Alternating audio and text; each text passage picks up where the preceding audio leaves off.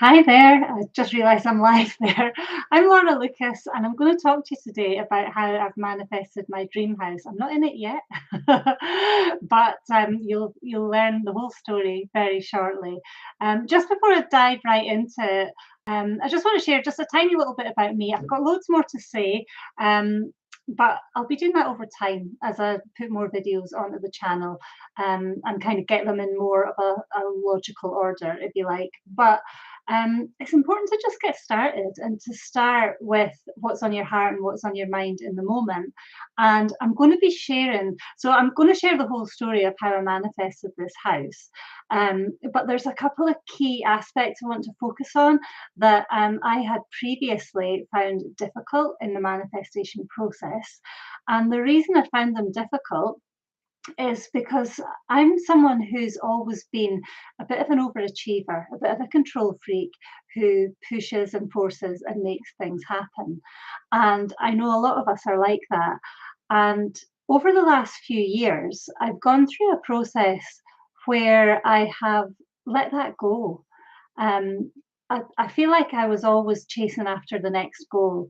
And several years ago, I started to feel like there must be more to life. And guess what? There is more to life. um, and I noticed that I was always putting off my happiness until I had the next goal, the next level, the next thing that I was trying to achieve.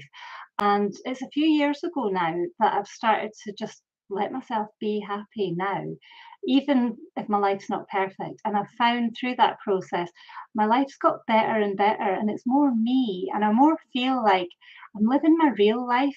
I don't know if you can relate to this, but I often felt like, oh, when I'm living my real life, I'll be like this and I'll do this and I'll do that. I am living my real life now. And it's like you know that whole thing of people say, I'll go to the gym when I lose weight. And I used to always think, oh, I'll eat healthy when I'm living my real life. I'll do this when I'm living my real life. I'll do that when I'm living my real life. But it's putting the cart before the horse. You've got to be living that real life so that you can then manifest the things that you desire into your life. And like I say, I'm going to talk about that loads more as I get back to regularly live streaming on this channel. Um, so yeah, I've been living my true, honest to goodness, real life that I really want to live. As an overachiever, the way I see it, and when I say an overachiever, I'm someone who did really well at school, went to university, got my PhD, started to climb up the career ladder, ticked all the boxes, all the things that we're supposed to do. And it wasn't until I was probably in my late 20s I started to think, wait a minute, do I actually want any of this stuff? And now I'm starting to, as I approach 50, I'm 49, I'll be 50 next year. And it's taken me this long to start doing what it is that I actually want in my life. And I believe in Western society, certainly I know the way I was brought up here in the UK, in Scotland. It was all about, you have to do well at school and get a good career and get on the property ladder and all of these things. Um, and I think we're conditioned into that. We're conditioned into living a life that we should live, and anything outside of that is seen as a bit wacky or irresponsible. And actually, the pressure that I put on myself to be that good person and live the life that I was supposed to live um, was pretty unbearable, actually. And it stopped me from actually even really understanding what it is that I want out of life. And now it's very much my mission to um, to live the life that I really want to live. And that's going to take more and more layers of undoing the conditioning.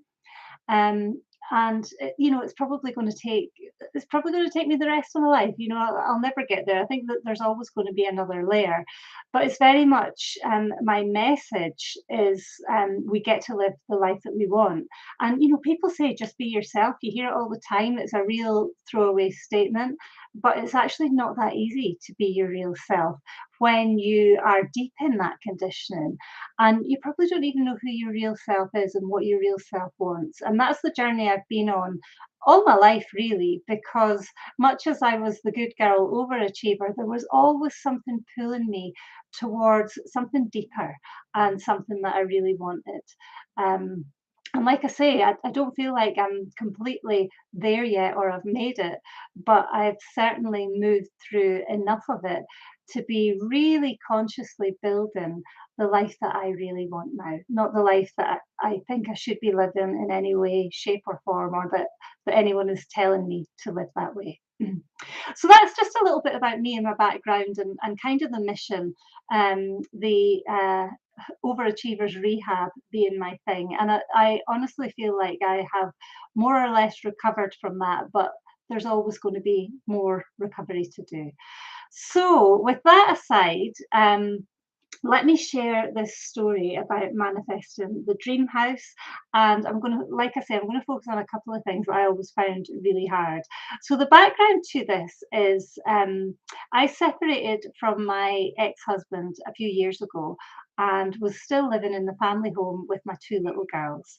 And it was either December or early January, just in that sort of Christmas holiday period, we actually unexpectedly sold the house. We had pretty much decided that me and the girls were going to keep living in it, but we actually got a really good offer and sold the house. And I was in a place where I knew that I'd manifested a pay rise. I'll tell you more about that another time. Um, and I was in a place where I knew I could get a good mortgage and get a really nice house for me and my two girls. So we had unexpectedly sold the house. It was early January. There was nothing on the market. And I had agreed at that point to move out of the house in early April. So I was feeling some pressure, to find us a really good house. And the kids had only ever lived in the family home. It was a beautiful home, a big 4 bedroom with a double garage and garden in a really beautiful location, a house that I really loved, and that the kids really loved as well. And there was pressure to make sure it wasn't just any old house that I was going to be moving to. I wanted to move somewhere really lovely for me, and really lovely for the kids. And whilst I could imagine getting a really nice house, where I lived before, it's sort of right beside a field, and it feels kind of semi-rural. I used to go for loads of lovely walks there, had views over the Tay estuary. I live in Dundee. And it was really beautiful, quite a special house. And I kind of felt like it was going to be difficult to find a house as lovely as that one. And I started looking. There was very little on the market, and I managed to find a really nice 3-bed semi. It was only about 5 minutes walk from the beach, which was a huge pull for me. I'm a beach person, but it was a 1970s sort of quite old-fashioned semi. Don't get me wrong, I could have made it nice, but, I started to think of it as the brown house, and it wasn't very pretty, and it struck me that it didn't feel like some place when I was bringing people to it, that I would feel really proud of it. And part of me knew deep down. So I actually had made an offer on this house. It went to in Scotland. We have this process where you go to closed bids. I put my bid in, and the bids were closing at 11 o'clock that morning. And I woke up just knowing that this wasn't the house for me. But it wasn't as simple as that. I felt like I should just pull out, but and I said this to my coach at the time. I felt like I needed to pull out because if I pulled out, then I would create space for the dream house to come in. But I didn't know if I had the courage to do it. And what was I afraid of? I was afraid that maybe nothing else would come along. Maybe nothing else was coming onto the market. Maybe something else would come along and I'd end up paying a lot more money for something that really isn't even any better than the brown house.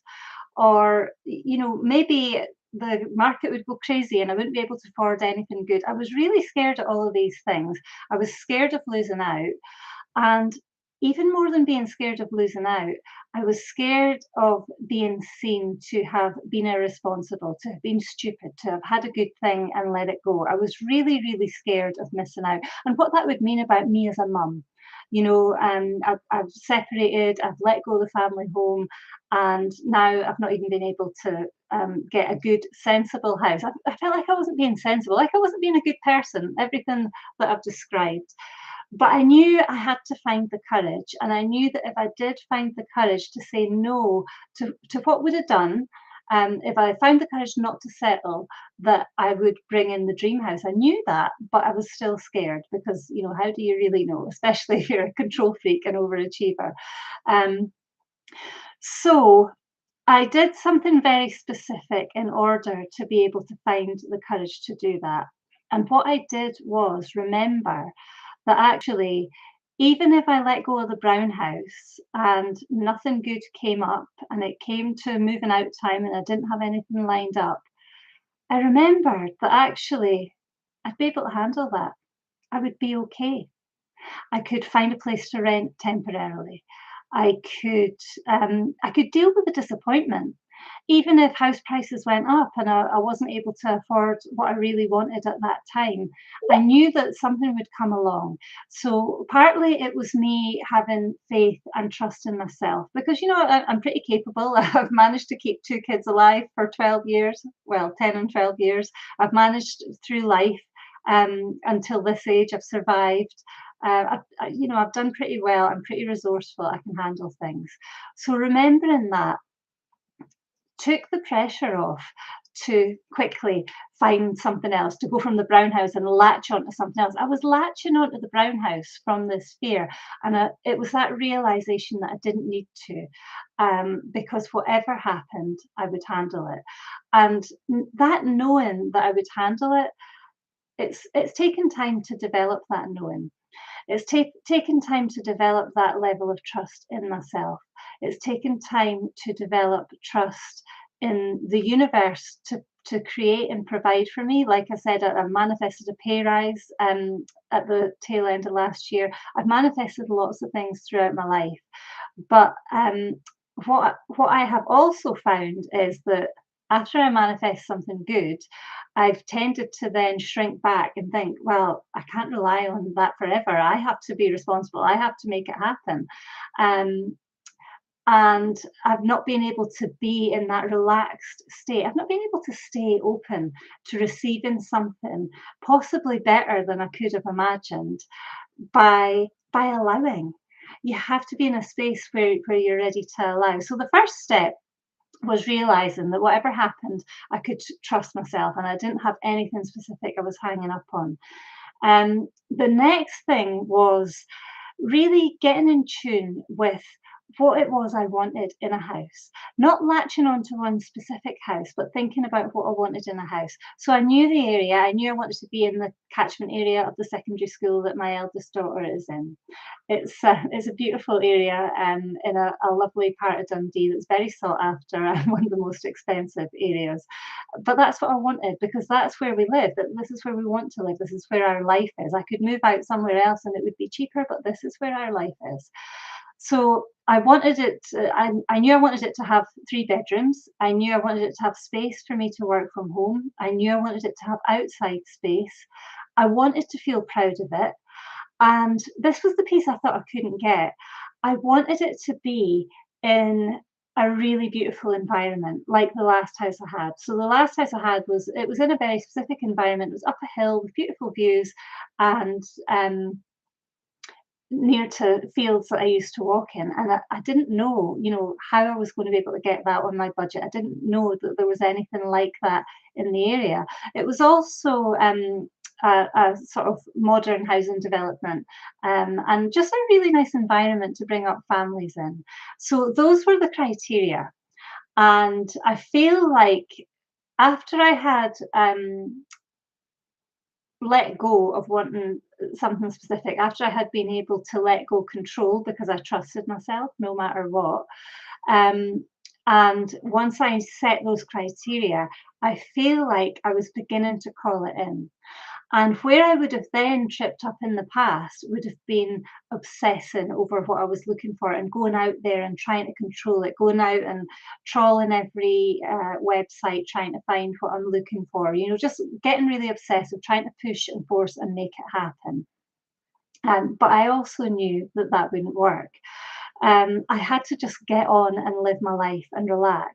And although I had assured myself that no matter what, I would be okay, didn't mean it was easy to relax. It didn't mean I was relaxed all the time. It would keep popping into my mind. I would keep thinking, have I done the wrong thing by letting go of the brown house? It was on a Thursday morning that I let go of the brown house.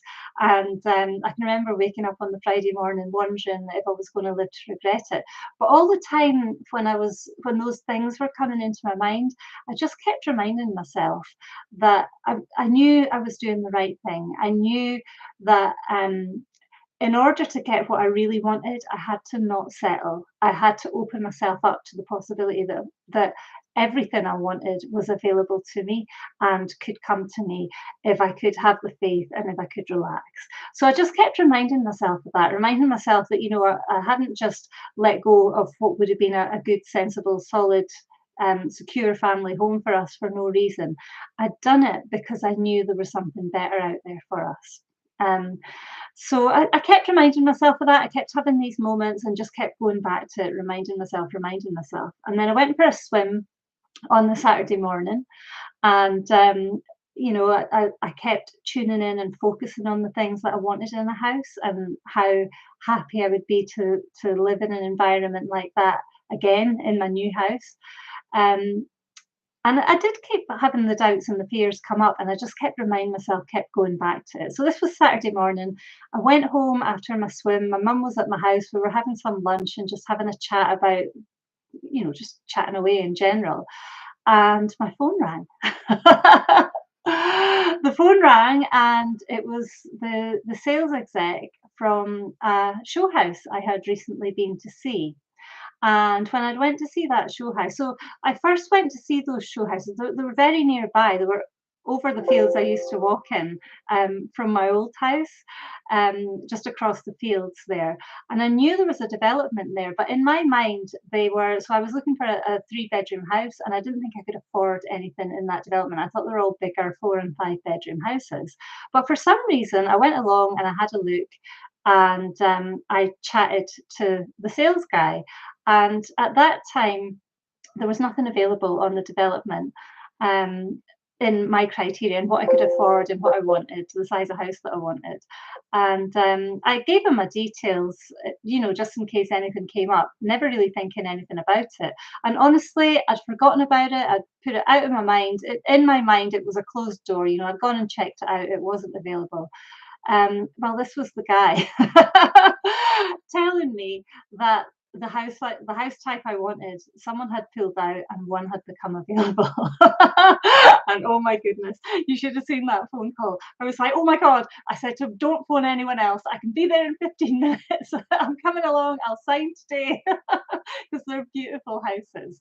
I'll have to do a video at the actual houses very soon.